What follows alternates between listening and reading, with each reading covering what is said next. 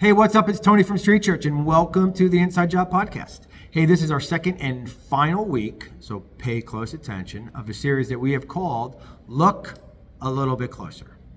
And, you know, if we had people in our lives, and I do, and so do you probably, who are living in their own little mess, who are living in crisis in some way, shape, or form, who are going through something that you and I would never order, right?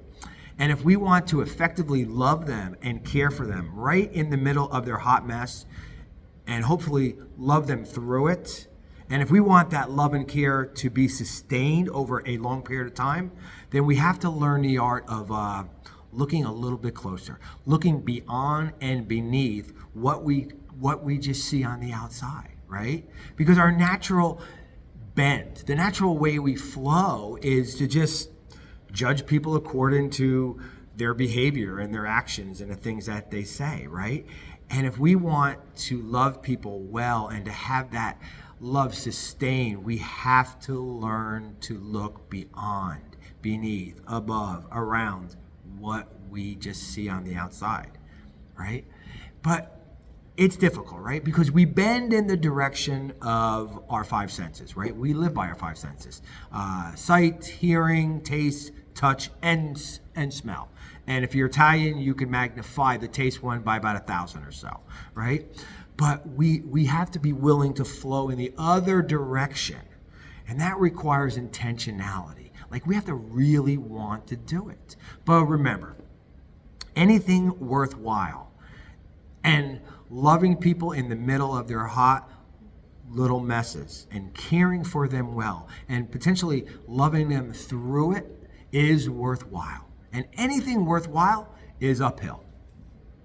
And no one just slides their way uphill. Like, we have to be willing to go there. So you know, there's a great example of this. Of course, Jesus sets the example in all things. And in Luke chapter 5, he walks up to a tax collector who's sitting in his tax collector's booth. And if you know anything about tax collectors in that day, you know that they were the scum of the earth, the dregs of society in that culture. And Jesus walks up to him and says, I want you to be one of mine. I want you to follow me. And Levi, or Matthew, right, the same thing, is so overwhelmed that he gets out of the booth, he follows him, and the first thing he does was he invites all of his friends and the disciples and Jesus to a big party in his house. And he throws this big lavish reception for Jesus. And he invites his friends. And I gotta believe his friends were probably a lot like him, right? The scum of the earth, the dregs of society in that culture. And they all gather around. And I'm gonna pick it up there. It's in Luke chapter 5 in verse number 29, I think.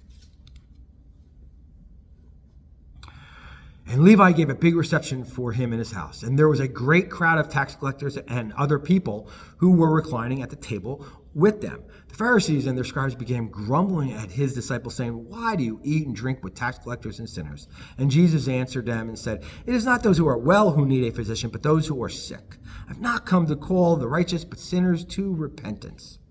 So there's two words I want to zero in on there and I want to focus on. And I want you to take a few seconds and try to guess what those two words are. I'll give you 5 seconds. Okay, you got them? They're the words other people.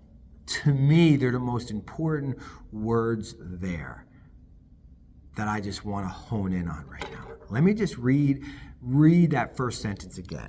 And Levi gave a big reception for him in his house. And there was a great crowd of tax collectors and other people who were reclining at the table with them. Like, I don't know, maybe I'm wrong, but I get the sense that these people were so, they were so decadent. They were living in such a way that there wasn't even words in the Greek vernacular that could label these people. So they had to insert the word other in front of the word people. Like, there wasn't even language for how disgusting that they were, for how sleazy they were. So they had to be classified as, those other people, right? We all whether we admit it or not, we all have viewed people that are going through tough situations, who are not like us perhaps as other people, right? And what I love about this is this. I gotta believe while everyone else there, or most people there, saw them as other people, Jesus just saw them as people. And that's why he was able to sit down with them and break bread and chop it up and have a good time and love them in the middle of their hot little messes, because he didn't see them as other people. He just saw them as people whom he breathed life into, who were worthy of his time, worthy of his love, worthy of his compassion, worthy of his efforts, worthy of dignity. It's so easy for you and I to look at people who, through bad decisions or through life circumstances, their lives are being destroyed. It's so easy for us to see them and to label them and to classify them as, other people. But you know what? We're all on the same level playing field. We all bear the same image. We're all people. And I think if we're able to see people in that light, it'll go a long way. That will help enable us to look a little bit closer and look beyond what we can just see or what we hear to the whys of why people are acting like that, and see them as people who are worthy of our affection, worthy of our time, worthy of our love. So, one for the road. Remember, there is no such thing as other people. There's only people. If anybody would ask me, why did you begin this ministry? What's the purpose of Street Church Ministries? Why did you begin this thing? Why do we do what we do here at Street Church Ministries? My answer would be super simple. It would be this: because people are really, really important! Exclamation point. So, hey, listen, we have a brand new series that we're etching out for you right now. So it's right around the corner. So until then, have a great week. Be blessed.